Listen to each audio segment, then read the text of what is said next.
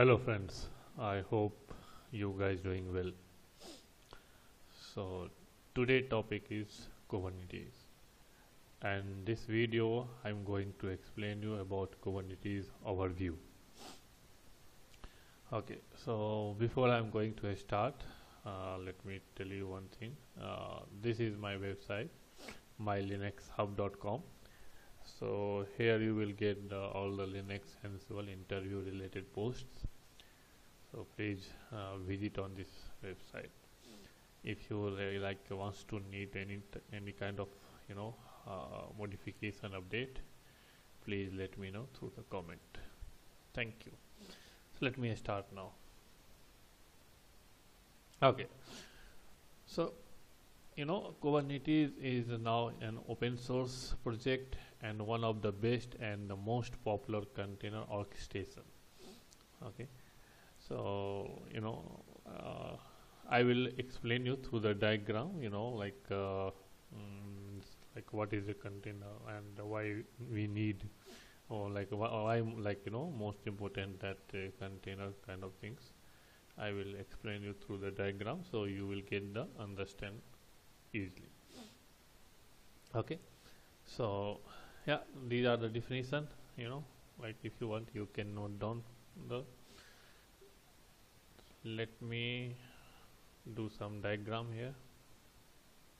Okay, so now we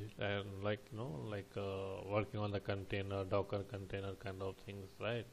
So previously, before Docker container, we used on-prem, okay, and on-prem. So how things in on-prem, I will explain you that one first.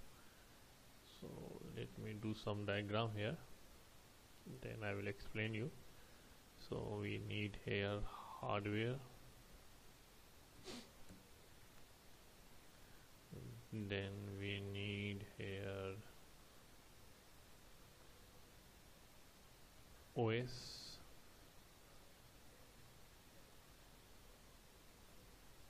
okay, then we need here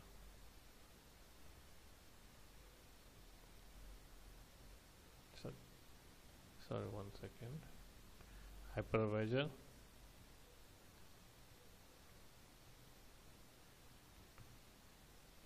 okay. Now we need here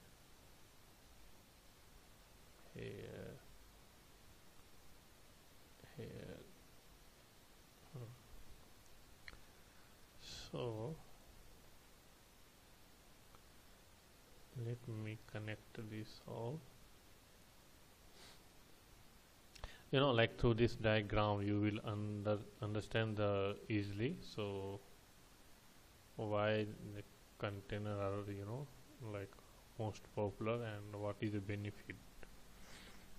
Okay, so these are the VM, okay, VM,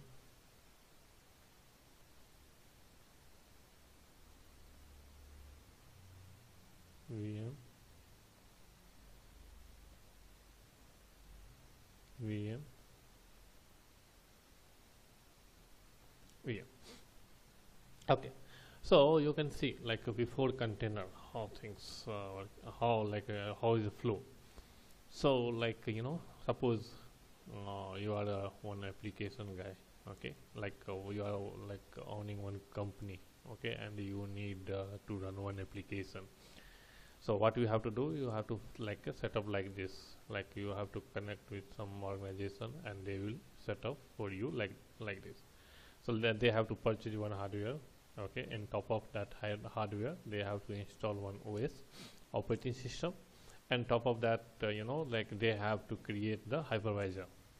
So hypervisor means it will connect these VM through this hardware. It's a connectivity. It will create the virtualization. I can say hypervisor means it will create the virtualization things here, okay. And top of hypervisor, hypervisor means exe host, okay, and top of that we are creating the VMs. You can see maybe like this VM, like Linux, Windows, Ubuntu, CentOS, different types of VM you can create here. So in a hardware here, like before you going to set up, you have hardware like 32 GB. You require memory and 8 CPU and 100 GB disk. Okay, these are the resources you require.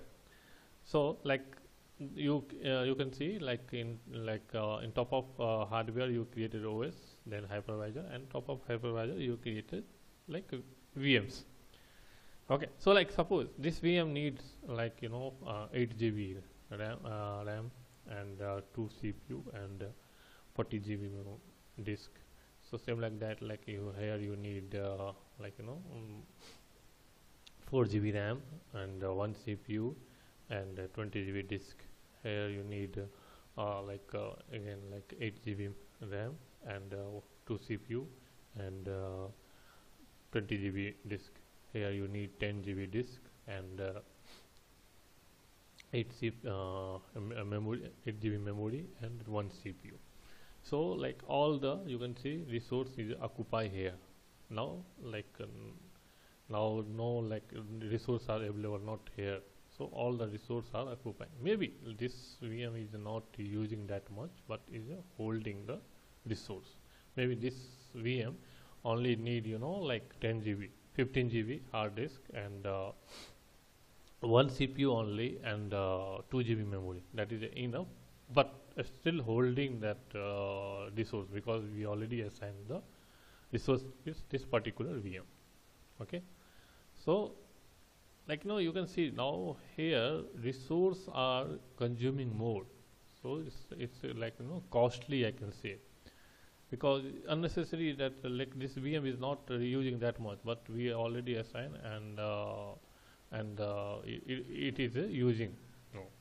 Okay, so like how now how things are working in a container side. Let me explain you that one first.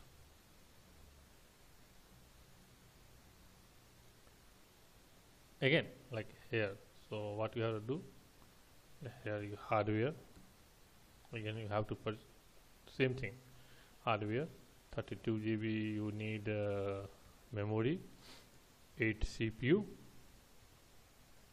and 100 gig disk. Okay, in top of that again you have to install one OS. Here you need to install operating system, and top of this one no need to now here you no need to create your any hypervisor things. Okay, what you have to do, you have to install here Docker engine. You have to install that software, Docker software you have to install on this OS, and like now you can create here container. You can create container here. So container is like same like that VM, like we are creating here VM, right? So here you can create a container.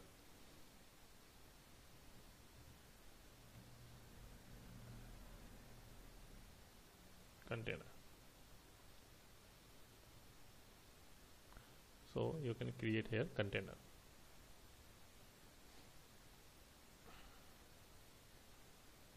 You can create container here. So container is also same like that, like a VM. Okay, but you can see here no need like we are not any additional OS installing anything. Okay, now what is the benefit here? I will explain you. So you can see suppose like we created this container, and in this container need like we assign like 4 GB, for example 4 GB RAM, 2 CPU and 50 GB disk. So like we assign the resource for this container. If this like this container like once restarting the application, that time using that much resource, after that they are like that container is not using. So like if not using, then this container will be release the resource. Okay, this will release the resource, and that resource will use another container. So you can see how things are working. Like when if it's not holding the resource, I can say if not necessary, then it's not holding, it is release, it's releasing, and then that resource is using by the another container. So this is a benefit in a like a Docker container. Okay, so like these containers are again like a VM, like anything like Linux and Ubuntu, CentOS, anything here. Okay, so like Red Hat Linux, Ubuntu, CentOS, SUSE, anything you can, any OS you can use here, I can say. Okay, so like Docker container share the underlying kernel. Underlying kernel means so we have here one OS installed, right? So that OS underlying kernel is using for this container, and this container. So like I can say it's a lightweight OS. Lightweight OS. Once you download the container, once you download the image here, like if you run that Docker image command, like if you download that one, it will download a lightweight. Only the required packages are available, like to the OS package, required packages are available, not additional any package. And that also using the underlying kernel from here, this OS. Let's say like we have a system with the Red Hat OS with the Docker installed on it. Okay, and this is the for example Red Hat OS installed here, and that this OS underlying kernel is using from this container. Okay, now one thing I just want to highlight you here. So here is a Red Hat Linux is installed. You downloading the Ubuntu, CentOS, again Red Hat. Okay, if we need to install here download the Windows, do you think it will work? No. You won't able to run a Windows based container on a Docker host with the Linux OS. If your here Linux OS is there, then you cannot download the Windows based container. Then in that case, what you have to do, you have to again set up the device system with the Windows machine, and then you can download your Docker container, Windows Docker container. Okay, so this is the container. I hope you understand. So orchestration is same thing, like orchestration, it's a workstation, suppose XYZ company needs to run the one application, okay, and that is running on one system, and that system is not it's not capable to load that much balance.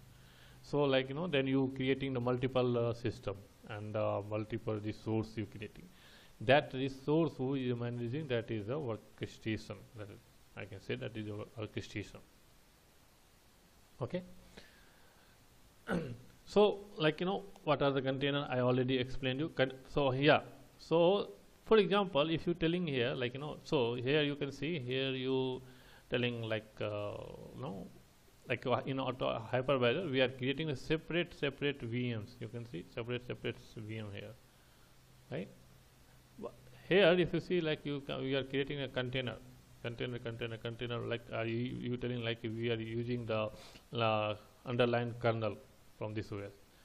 So it means then you can say here in this here is Linux is also running, Ubuntu is also running. So it means we will think, oh, it's sharing the file. Not like that. It's not sharing. It's isolate. So you can see here containers are completely isolated environment, as in they can have their own process or resource, like it's running as a virtual machine, like how virtual machine is running separate. So same thing like that is running in a container also. Their own network interface, on file system, just like a virtual machine. Okay, except they all share the same operating system kernel. Okay, so like types of container. There are three types of many, I can say many kind of container: LXC, LXD, LXCFS, etc. But Docker, utilizing the LXC container. Okay, so this this is a part 1 video, I can say, and I will upload the all the series for the Kubernetes one by one. So I hope you like this video. If you need any kind of update, if I'm missing anything, please update through the comment, and thanks for your watching. Have a nice day.